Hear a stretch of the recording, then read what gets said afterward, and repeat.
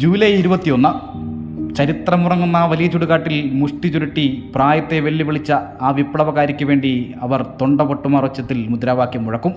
കെട്ടകാലത്തിൻ്റെ ചിന്താധാരകൾക്ക് മുന്നിൽ ചൂരൽ വടിയുമായി ഇനി അയാൾ എത്തില്ലല്ലോ എന്ന യാഥാർത്ഥ്യവും പേറി. VS എന്ന രണ്ടക്ഷരം അപ്പോൾ ശൂന്യതയിൽ നിന്ന് നീട്ടിയും കുറുക്കിയുമുള്ള തൻ്റെ പതിവ് ശൈലിയിൽ വിളിച്ചു പറയുന്നുണ്ടാകാം, സഖാക്കളെ, നമ്മൾ തിരിച്ചു വരണമെന്ന്. അതെ, ആ വിപ്ലവ സൂര്യൻ മണ്ണിലേക്ക് മറഞ്ഞിട്ട് ഒരാണ്ട് തികയുന്നു. പക്ഷേ ഇപ്പോഴും VS എന്ന രണ്ടക്ഷരം ജ്വലിച്ചു തന്നെ നിൽക്കുകയാണ്, നിറഞ്ഞു കത്തുവാൻ കൃത്യമായ ഇടവേളകളിൽ എണ്ണ വേണ്ടാത്ത വിപ്ലവ വിളക്കായി. ആ മുഖമോ പ്രസംഗമോ ചരിത്രമോ വേണ്ട, കേവലമായ ആ രണ്ടക്ഷരം മാത്രം മതിയാകും VS എന്ന വിപ്ലവകാരിയെ അടയാളപ്പെടുത്തുവാൻ.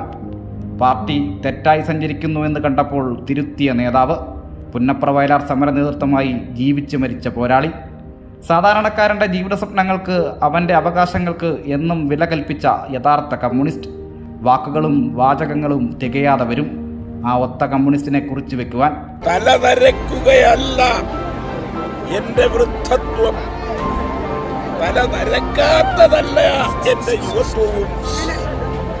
മുടിയ ദുഷ്പ്രഭുത്വത്തിൽ തിരുമുമ്പിൽ തലകുരിക്കാത്തതാണ് എന്റെ യൗവനം.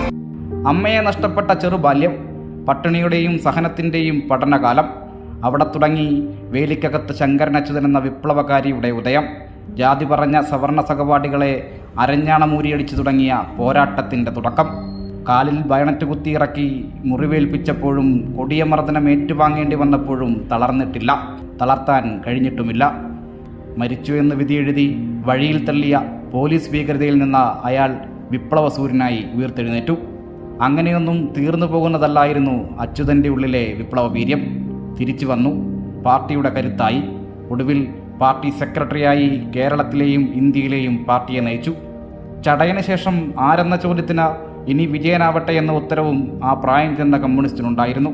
പിന്നീട് നടന്നത് പാർട്ടിക്കുള്ളിലെ കലഹങ്ങൾ.